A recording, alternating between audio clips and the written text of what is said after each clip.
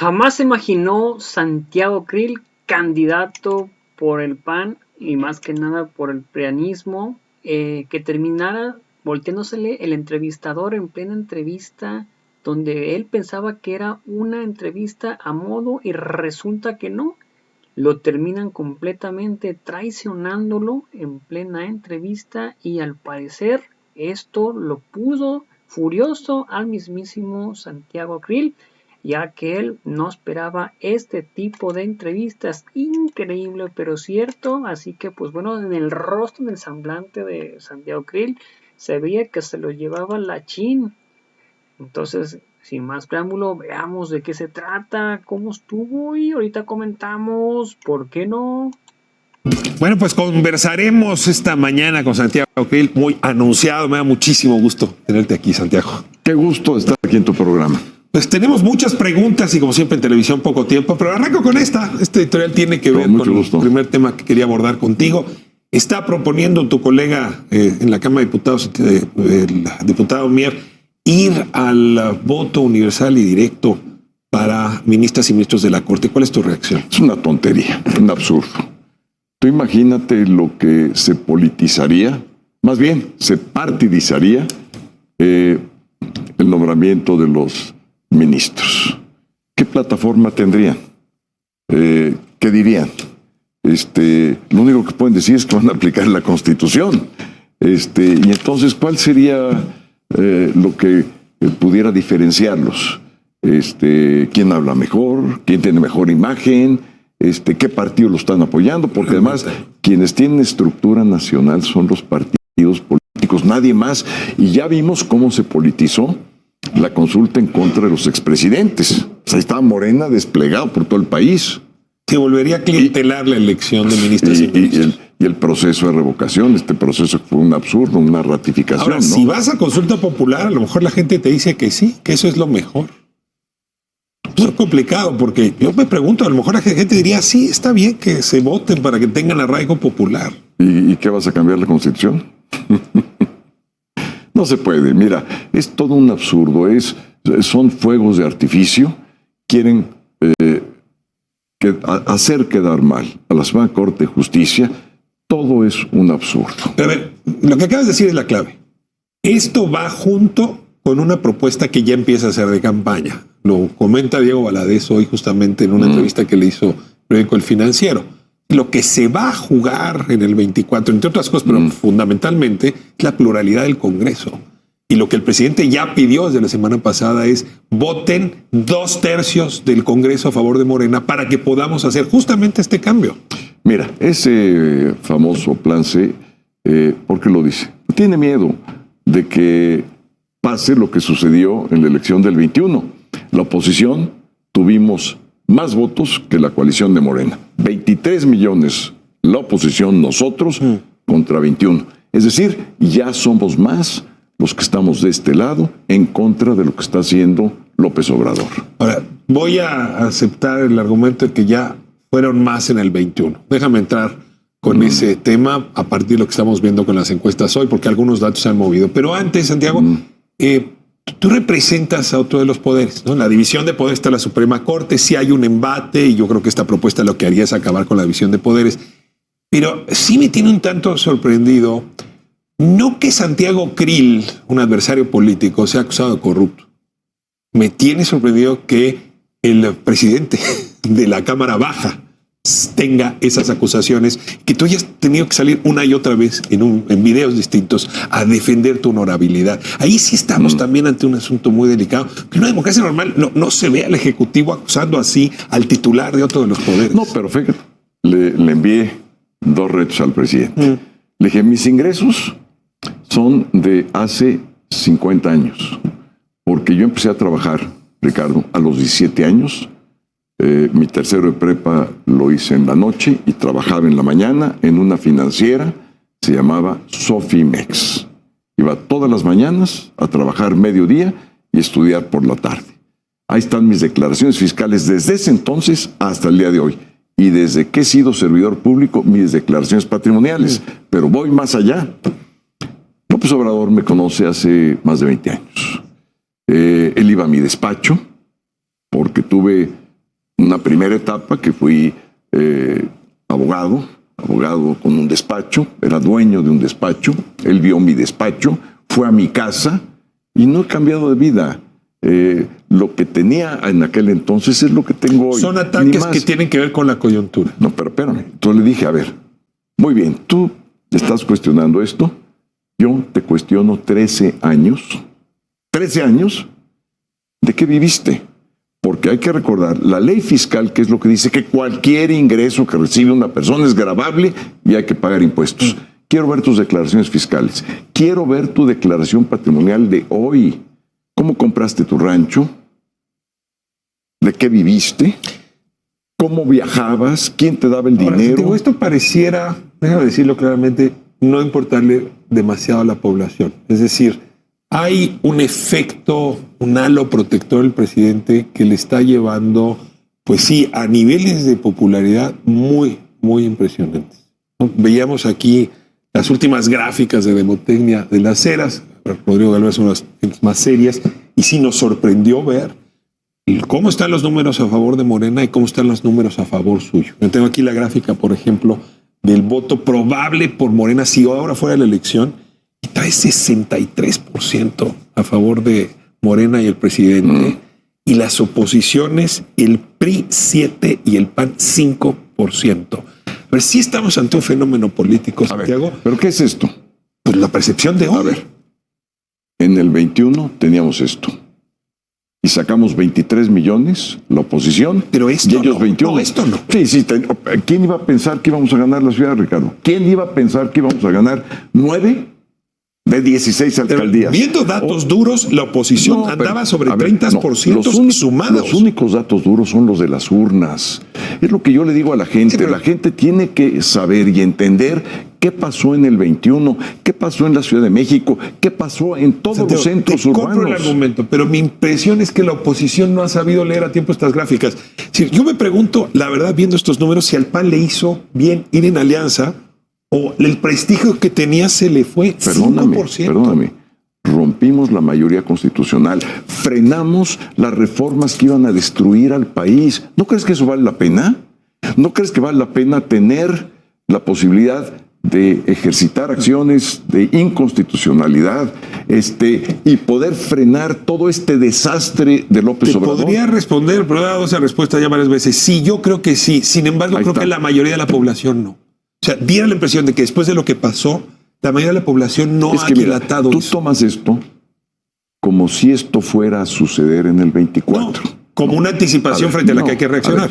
Una encuesta es una fotografía de un día y dependiendo la metodología, las preguntas, el universo que se está encuestando y tiene una serie de factores que hoy en día esto ha probado estar equivocado en muchísimas elecciones. Yo más bien la veo como una alarma temprana de un terremoto, pero bueno, puede ser cualquiera de las dos. Yo creo que no hay que bajar la guardia, hay que estar conscientes a quién nos enfrentamos y hay que estar conscientes del poder que se tiene, pero particularmente con programas sociales e intervención ilegal. Voy de nuevo con el dato. Tu caso concreto. Esta misma encuesta sí te coloca como el segundo candidato con mayor probabilidad para encabezar la alianza, y sin embargo, cuando viene el careo con las posibilidades, te está colocando sobre 20 puntos de salida.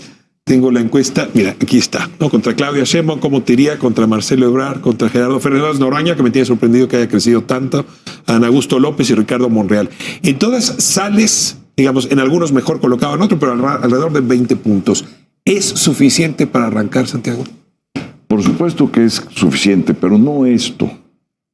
Es todo lo que hay detrás. Es una fotografía. Pero la vida no es una fotografía. La vida es una película que tiene un antes, una ahora y un después. Entonces tiene que ver todo el conjunto.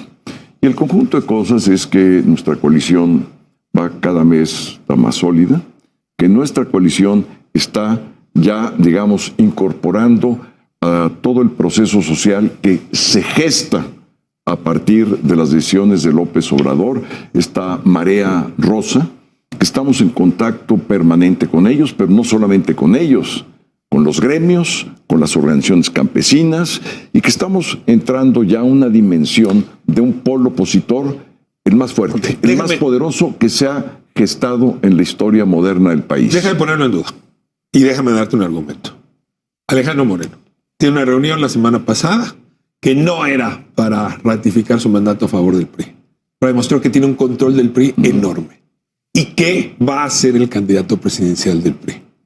Yo me pregunto si esta marea rosa que fue para defender al INE, no para otra cosa, puede traducirse en una acción electoral donde los dirigentes de los partidos sean suficientemente generosos pues para seleccionar no en función de sus propios intereses, sino de la propia coalición. Y ahí, perdón, pero no veo esta coalición que se está fortaleciendo. A ver, Alito Moreno. Es que otra vez, Ricardo, en la política o partes de los puntos de realidad o de las especulaciones. Primero. El punto de realidad es el evento de la semana pasada. El punto de realidad son 23 millones en las urnas en el 2021. El punto de realidad es que nadie se imaginaba que nos íbamos a quedar con la ciudad, inclusive con la alcaldía Cuauhtémoc, donde vive López Obrador, por eso está tan enojado todos los días, porque sabe que ese territorio va por México. Tú te puedes ir hoy de Tlalpan a Toluca, en territorio va por México. Alito Moreno, ¿no es un riesgo para la alianza? ¿Sí No, o no? No. ¿Se va a subordinar a los intereses generales de la alianza? ¿Va a cumplir los acuerdos? Yo creo que sí. ¿No va a ser candidato a la presidencia? Yo creo que no. El método que se está eligiendo o escogiendo para seleccionar la candidatura es el correcto. Cada partido elige al suyo y luego ponen a competir a los tres. Yo creo que es un método correcto. Le falta el componente de la sociedad. Entonces está elaborando algo que pueda ser, digamos, de partido en un inicio, pero que termine, digamos, con una legitimación social, no solamente una encuesta, pensando en todavía algo un poco más allá, no una elección abierta, pero algo más allá. Como dices, esto es una película. Segunda fotografía de Santiago Krill aquí a ras de tierra. Sigamos recorriendo. Santiago Krill, muchísimas gracias por acompañarnos, Ricardo, aquí. Como siempre, es un gustazo. Nos vemos el día de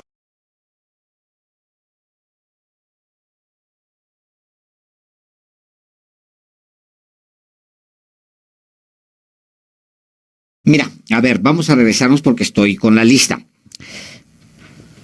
Nada más para dejarlo aquí. Krill, Lili Telles, Cuadri, Cabeza, Vila. Ajá. Ahí tienes 5. 5. Ajá. Más Mancera, Silvano, tienes 7. 7. Y luego tienes Beatriz Gurría de la Madrid, Guajardo, tienes... ¿Beatriz Paredes? Beatriz Paredes, sí. Tienes, válgame, son 7 más 5, son 5, 14, 9. Bueno, pues ahí está, tremenda paliza le dan a Santiago Krill, increíble pero cierto, y hasta gráficas le sacan prácticamente, estaba completamente furioso Santiago Krill, porque en todas y cada una de las gráficas pierden, increíble pero cierto, pero ahí está prácticamente, vamos a ponerla más para que la puedan apreciar, donde dice si estos fueron los candidatos para la presidencia de la República, ¿por cuál votarías? Fíjense bien, con Claudia Sheinbaum, PT y Verde tenían el 71% de... arrasarían, los dobletearían, casi triplicarían, sí, les triplicarían prácticamente, porque ahí están incluyendo ya al PRIAN junto con MC, que ellos de, ay, es que con MC y es que con MC, el 71% votaría por Morena y el 15% solamente por Santiago Krill. Luego acá, con Marcelo Ebrard, acá bajaría poquito, 4 puntos, el 67% dice que votaría por Marcelo Ebrard y el 17%, aquí subirían 2 puntos, por lo que viene siendo el PRIAN con Santiago Krill, el 1% no lo conoce y el 10% por ninguno, el 5% no sabe. Acá con Gerardo Fernández Noroña, que está sube y sube en las encuestas, con el 60%, acá Santiago Krill subió ya al 20%, 2 no lo conocen, 13 por ninguno y 5 no sabe. Y acá mero bajo está prácticamente con Richie Monry. Con Richie Monry sería a el 58%, sería con el 20%, con el PRIAN de Santiago Krill, El 2% dice pues no los conozco. Y el 14% sería por ninguno. Y el 6% por no lo sabe. O sea, en todas y cada una de las encuestas que están saliendo aquí, prácticamente lo ponen hecho, lo tripletean, prácticamente le ponen una paliza, una zapatiza, lo hacen talco al mismísimo Santiago Krill, sobre todo con Claudia Sheinbaum, con el 71%, prácticamente sería una ventaja de más del 50% sobre el mismísimo Santiago Krill, increíble pero cierto, junto con la de Marcelo Ebrard también, ya sería con 40% con Gerardo Fernández Noroña y se iría con 38% con Ricardo Monreal. Prácticamente no tiene oportunidad el mismísimo Santiago Krill. Ahí están los números. Estos son completamente de ellos y con el 71%. Por eso vean la expresión de Santiago Krill, que estaba completamente furioso porque le sacaron las gráficas y pues sería prácticamente el eterno perdedor. No ha podido ganar ninguna elección y ahí está, su cara lo dice por completo. No sé ustedes qué opinen al respecto de esto, pero ahí están, los números son completamente fríos. Por más de 50% le ganaría con Claudia Sheinbaum, que al parecer va a ser la candidata, porque pues todas las encuestas le lleva 10 o 15 puntos a Marcelo Ebrard. Prácticamente, pues ahí está, no sé ustedes qué opinan al respecto de esto, vemos qué opina la gente, cómo va la encuesta. Bueno, hasta la encuesta de aquí perdió también el mismísimo Santiago Krill, increíble pero cierto, pero ahí está, donde dice que si votarías por Santiago Krill y el 100% dice que no votaría por Santiago Krill prácticamente y se quedó en 0% a favor. Hasta en esta encuesta votan en contra. Esto es vía Facebook por si quieren votar. Ahí estamos prácticamente a la orden, pero pues ahí los resultados, los números mandan. Los números son fríos prácticamente. Vamos a ver qué opina la gente al respecto de esto. Nos dice Jaime González, fuera el vendepatrias y los corruptos y traidores a la patria. Isabel OEG, saludos. También nos dice Enrique Romero, saludos. Andreus Vic dice Facho, Neuforiria, completamente de acuerdo. Isabel OEG, saludos. Y por último nos comenta Francisco Flores, Krill es un farsante y vividor. En una palabra, es un endejo que no sabe lo que dice. Que viva el mejor presidente de México. AMLO, el magnífico, completamente de acuerdo, Francisco. Saludos a todos desde la hermosa Guadalajara, Jalisco, México. A toda la audiencia, muchas gracias por ver el video. Recuerda, si me puedes apoyar con un like en la página de Facebook, una suscripción en la de YouTube, si puedes comentar y compartir los videos para que muchas más personas nos vean, sería completamente fantástico. A toda la audiencia, muchas gracias por ver el video. Recuerden, los invito a ver nuestro siguiente video.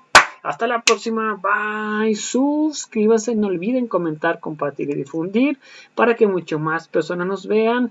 Hasta la próxima. No olviden comentar, compartir y difundir. Recuerden regalarme un like en el video, tanto como Facebook como en YouTube. Coméntenlo y lo comparten.